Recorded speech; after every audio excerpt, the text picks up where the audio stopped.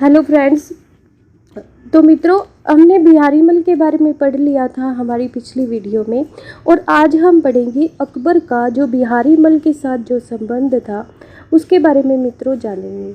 मित्रों, जैसे कि आप जानते हैं कि बिहारी मल को भारमल भी कहा जाता है। तो राजपूतों का जो इतिहास है उसके अंदर ये हम ये कहें कि राजस्थान का जो इतिहास है उसमें भारमल जो नाम है इनका वो अधिक प्रसिद्ध है। बिहारी मल के नाम से ये प्रसिद्ध नहीं है, हालांकि बिहारी मल भी इनका एक उपनाम है। मित्रों, मैंने आपको अकबर का प्रारंभिक जीवन बता दिया था और अकबर के बारे में और ज़्यादा जानने के लिए मित्रों प्लीज़ मेरे चैनल को लाइक, सब्सक्राइब और शेयर ज़रूर करें मित्रों। लेकिन आपको एक बात और बताना चाहूँगी मित्रों कि जब हम अकबर का राजपूतों के साथ संबंध, या इसको ये भी कहा जाता है कि मुगल राजपूत संबंध, ये जो टॉपिक है मित्रों सभी परीक्षाओं के लिए महत्वपूर्ण है। और जब इन संबंधों के बारे में हम पढ़ते हैं तो हमारा जो राजस्थान का इतिहास है वो और भी रुचिकर हो जाता है, क्योंकि एक बहुत ही सीधी, क्योंकि ये दोनों जो फैक्ट है, मुगलों का इतिहास और राजपूतों का जो इतिहास है वो एक दूसरे से जुड़े हुए हैं। तो मित्रों इनको हम जोड़ कर पढ़ते हैं तो ये चीज़ें हमारी ज़्यादा क्लियर होती है और ज़्यादा रुचिकर होती है। और इनको मित्रों, ये जो राजस्थान का इतिहास है इसको आप एक स्टोरी के रूप में, एक इंटरेस्टिंग कहानी के रूप में पढ़िए। तो मित्रों शुरू करते हैं मुगल राजपूत संबंध या अकबर के बारे में और ज़्यादा जानकारी। मित्रों, हमने अकबर का प्रारंभिक जीवन तो जान लिया था कि उसका जन्म 15 अक्टूबर 1542 का हुआ।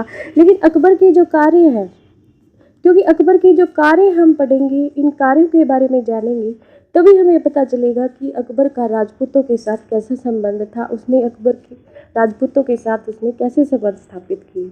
तो मित्रों अकबर के जो कार्य थे उनमें सबसे पहले आता है मित्रों दास प्रथा का अंत। दास प्रथा का अंत। तो मित्रों इसकी जो ये कार्य है, अकबर के जो कार्य मैं आपको बताने वाली हूँ, यही जो है मुगल राजपूत संबंधों की आधारशिला बनाते हैं। तो इस दास प्रथा का अंत जो था वो अकबर ने 1562 ईस्वी में किया मित्रों। इसके बाद हम जानते हैं मित्रों की और क्या कार्य किए। तो अकबर को हरम दल से मुक्ति, हरम दल से मुक्ति। ये हरम दल क्या है मित्रों? मुगल शासन में या मुगलों में एक परंपरा थी कि स्त्रियों को जहाँ रखा जाता था या स्त्रियों का जहाँ निवास स्थान होता था उस स्थान को मित्रों हरम कहा जाता था। केवल स्त्रियाँ स्त्रियाँ होती थी मुगलों की, तो इस स्थान को हरम दल कहा जाता है। जो अकबर 14 वर्ष की आयु में जो शासक बनता है तो सारी जो पावर होती है इस हरम दल के पास होती है, क्योंकि अकबर एक बच्चा था उस टाइम में। तो हरम दल से मुक्ति जो है वो अकबर को कब मिलती है मित्रों? 1562 में मिलती है। ये दो महत्वपूर्ण कार्य मैंने आपको बताए मित्रों अकबर के। अब ये बात बताई कि अकबर ने तीर्थ यात्रा कर भी समाप्त कर दिया था। तीर्थ यात्रा कर कब समाप्त किया मित्रों? 1900 नहीं मित्रों, सॉरी, 1563 में।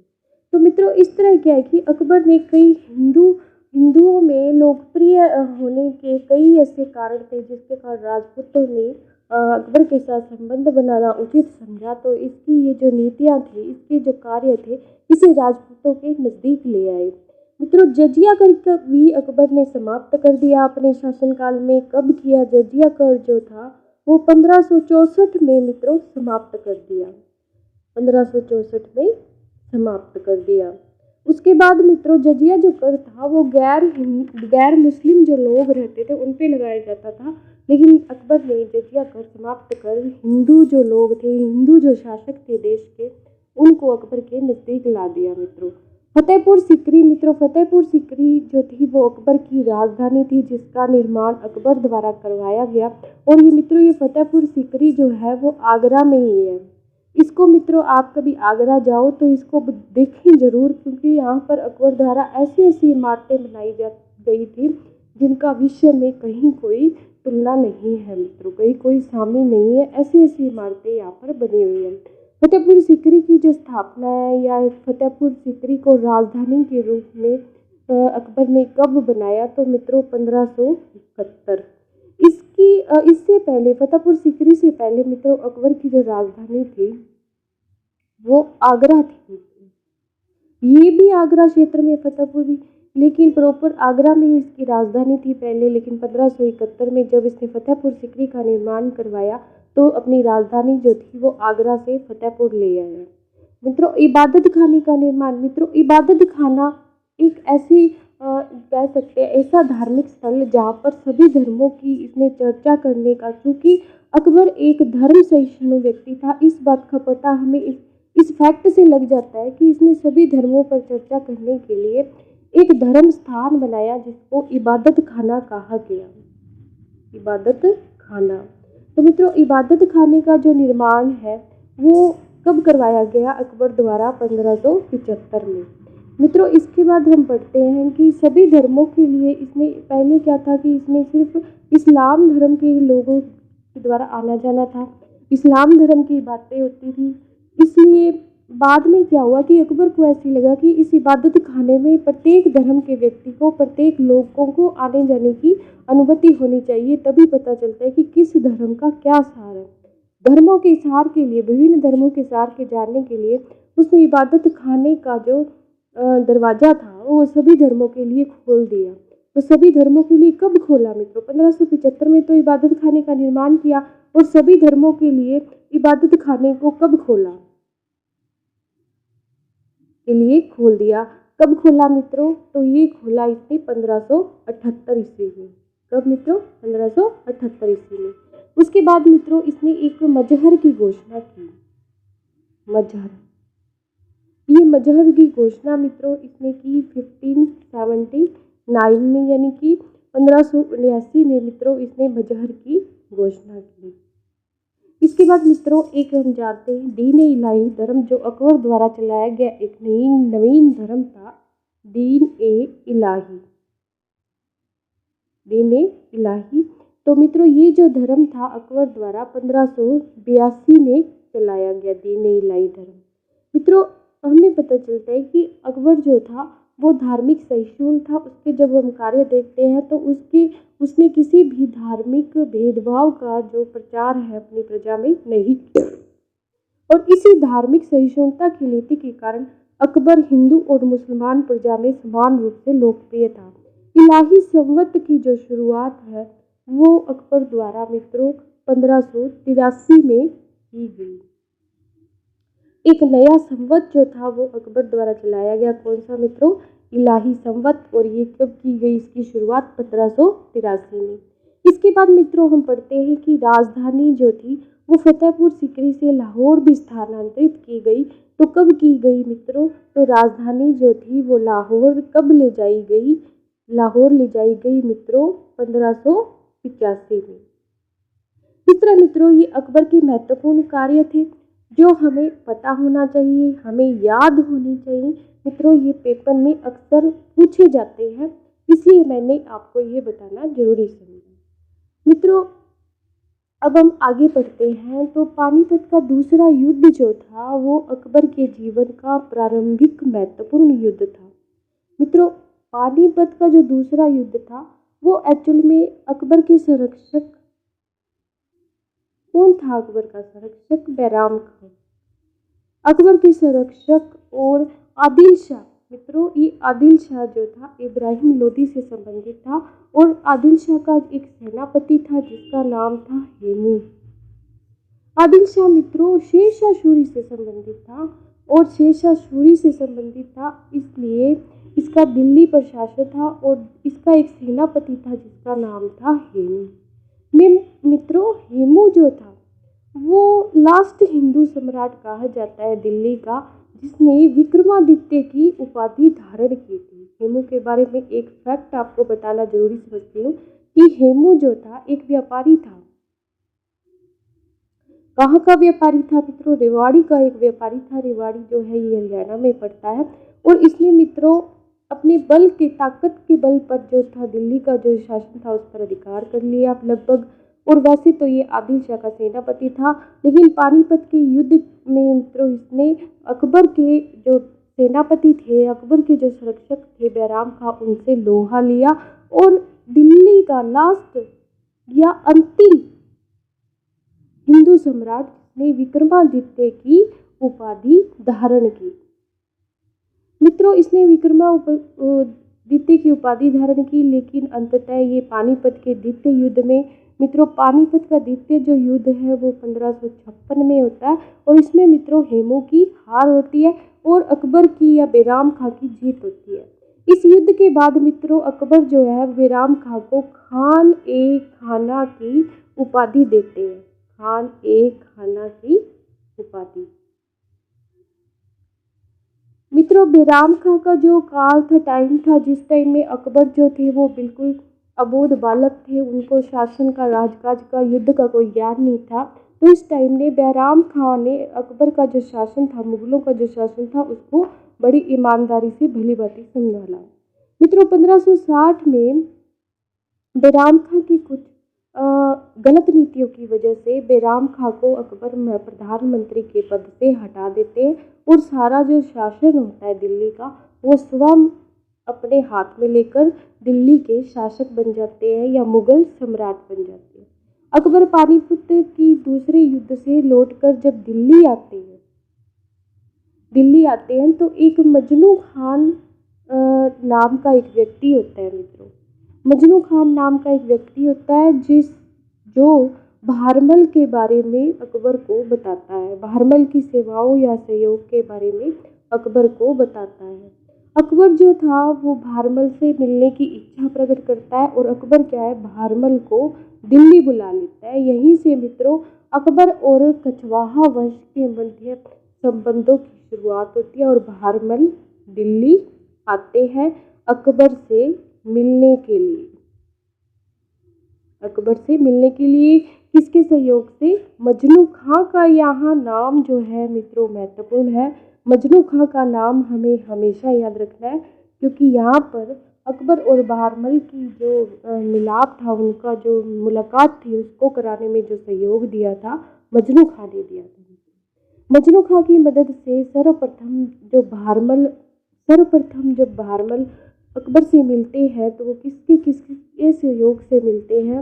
मजनू खां के सहयोग से मिलते हैं। और कब मिलते हैं मित्रों? तो ये भी हमें पता होना चाहिए। तो ये मिलते हैं दिसंबर 1556। दिसंबर 1556 में अकबर जो है वो भारमल से दिल्ली में मिलते हैं मजनू खां के सहयोग से।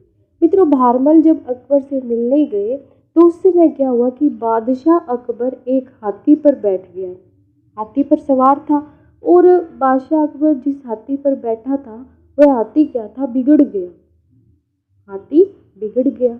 मुगल जो सैनिक थे वो उसको नियंत्रित करने की कोशिश तो कर रहे थे लेकिन वो उससे डरकर इधर उधर भाग रहे थे, वो इस हाथी पर नियंत्रण नहीं कर पा रहे थे। भारमल और उसके साथ जो उसके कुछ सैनिक थे, उसके जो सहयोगी थे, वो वैसे ही खड़े रहे और राजपूत साथियों के साथ भारमल ने हाथी को नियंत्रित कर लिया। हाथी को क्या कर लिया? नियंत्रित कर लिया, जिस पर अकबर बैठा था। और हाथी क्या था? जो बिगड़ा हुआ था, उस हाथी को नियंत्रित किसने किया? भारमल और राजपूत जो साथी थे उसके, उन्होंने। इस बात से अकबर जो था वो भारमल से बहुत प्रसन्न हुआ और उसने एक बात कही कि वो इसका उपकार जरूर चुकाएंगे। भारमल क्या थे? वापस आमेर आ गए, आमेर आ गए। अब सुनिए मित्रों आगे की स्टोरी जो बहुत ही इंटरेस्टिंग है और मुगल राजपूत संबंधों को और प्रगाढ़ बनाती है। वो कौन सी बातें थी इसके बारे में जानते हैं मित्रों।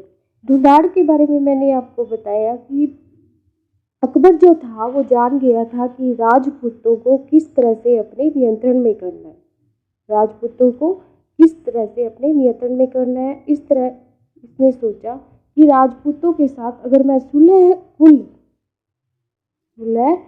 कुल की नीति अपनाऊं तो राजपूत जो है वो भी मेरा सहयोग करेंगे या मेरा साथ देंगे या मेरी अधीनता स्वीकार करेंगे।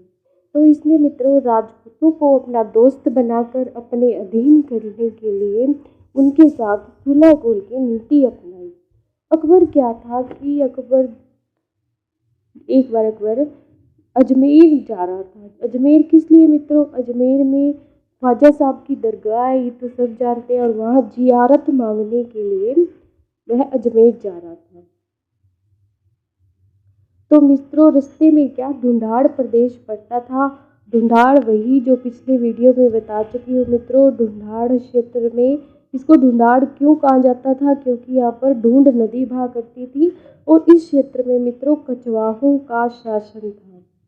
तो रात्रि विश्राम जो अकबर ने कहाँ किया, ढूंढाड़ प्रदेश में अजमेर जाते वक्त रास्ते में रात्रि विश्राम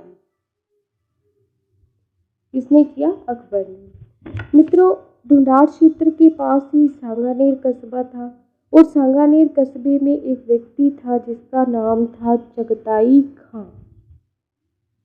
चगताई खां मित्रों, सांगानेर कस्बे की कहानी भी आप जानते होंगे, शायद पिछले वीडियो में आपको बताया कि रतन सिंह का चाचा जिसका नाम सांगा कछवाहा था, उसने ही निकटवर्ती आमेर का निकटवर्ती एक स्थान था जिसका नाम था मुजम्माबाद, या मुजम्माबाद कस्बे का नाम क्षेत्र उस पर अधिकार करके और उसका नाम बदलकर सांगानेर रख दिया था। और इसी सांगानेर कस्बे का एक व्यक्ति था जिसका नाम था चगताई खां।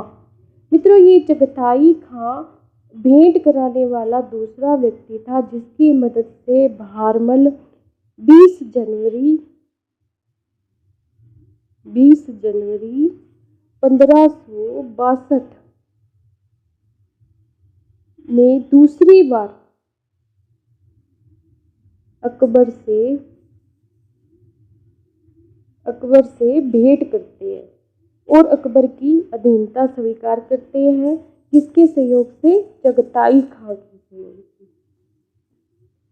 मित्रों इसके बाद अकबर जो था वो सांगानेर से अजमेर पहुंचा। अजमेर ही उसको जाना था, अजमेर पहुंचा।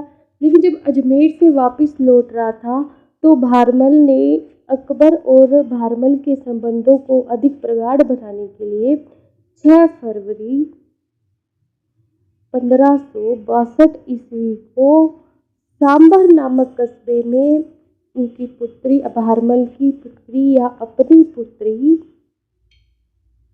जिसका नाम था मित्रों, इतिहास में इसके कई नाम मिलते हैं, जोधाबाई, जिनको हरकाबाई और रखाबाई भी कहा जाता है। मित्रों इनका एक और नाम मिलता है इतिहास में, इनका एक और नाम जिसका नाम है शाही बाई। तो इस तरह इन्होंने, भारमल ने अपनी पुत्री हरकाबाई का विवाह सांभर नामक कस्बे में 6 फरवरी 1562 को अकबर से कर दिया। मित्रों वैवाहिक संबंध जो थे अब अकबर के भारमल के साथ स्थापित हो चुके थे। इस तरह क्या है कि अकबर और भारमल के जो संबंध थे उनमें प्रगाढ़ता आती है। मित्रों हरकाबाई से अकबर को एक पुत्र की प्राप्ति होती है जिसका नाम था जहांगीर। मित्रों रखाबाई को मरियम जो नाम था वो किसने दिया था मित्रों, तो इनको मरियम नाम जो था वो सम्राट अकबर ने दिया था, सम्राट अकबर ने। मित्रों जमानी या उजमानी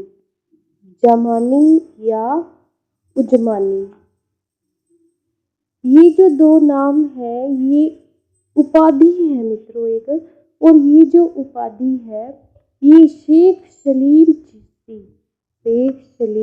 चिश्ती जो चिश्ती संप्रदाय के संत थे और अकबर इन्हें बहुत मानता था, इन्होंने अरकाबाई को ये उपाधि दी थी, किसकी, उजमानी की। शेख सलीम चिश्ती की मित्रों जो दरगाह है वो फतेहपुर सीकरी में है। फतेहपुर सीकरी जिसको अकबर ने बसाया था, यहाँ पर शेख सलीम चिश्ती की दरगाह बनी हुई है और इन्होंने ही रखाबाई, हरकाबाई या जोधाबाई को उजमानी की उपाधि दी थी मित्रों। इस तरह मित्रों आगे का जो पार्ट है हम अगली वीडियो में देखेंगे। धन्यवाद। Please like, subscribe and share this channel.